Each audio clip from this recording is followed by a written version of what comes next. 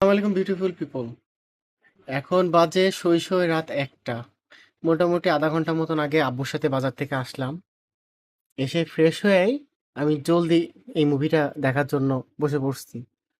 তো মুভিটা আসলে বাসের মধ্যে অনেকখানি দেখছি, কারণ আজকে আমি বাসায় আসছি।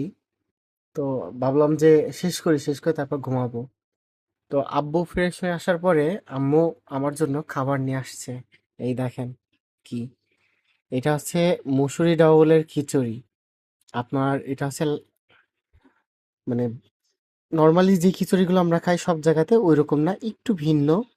আপনারা যারা খান বা খেয়েছেন তারা জানেন এটার মজাটা কেমন।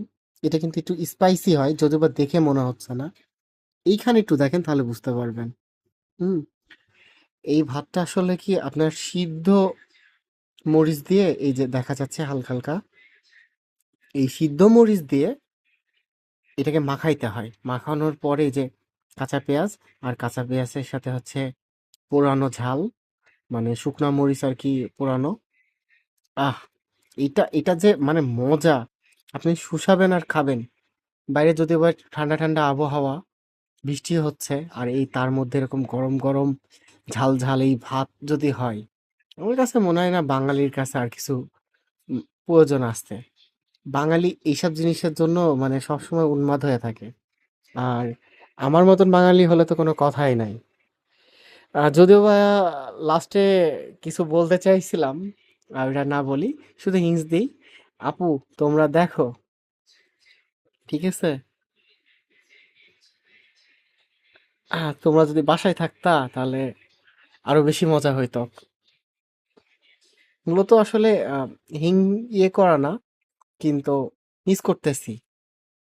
বাসায় আসার পরে তোমাদেরকে মিস করতেছি। আপু, এই মুহূর্তে তুমি থাকলে পারে খুব ভালো হতো। মনে আছে সন্ধ্যা টাইম করে আমি প্রচুর হাবিজাবি খেতাম বিধায় তুমি ভাত ভেজে নিয়ে আসতা, আর এরকম শুকনা ঝাল, তারপরে হচ্ছে কাঁচা পেঁয়াজ দিয়ে মাখায় নিয়ে এসে, সরিষার তেল দিয়ে সুন্দর করে মাখায় নিয়ে এসে তুমি আমাকে খাওয়াই দিতা। আমি অন্য খাবার খেতে চাইতাম না, শুধু হাবিজাবি খেতে চাইতাম। তাই ওপর তুমি থাকলে পারে অরিজিনালি খুব ভালো হতো। তোমার খুব মিস করতেছি, বুঝছো?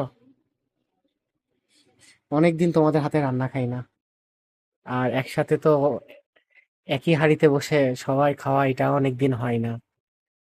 চলো একদিনকে প্ল্যানিং করি, আর তোমরা একটু সময় বার করো।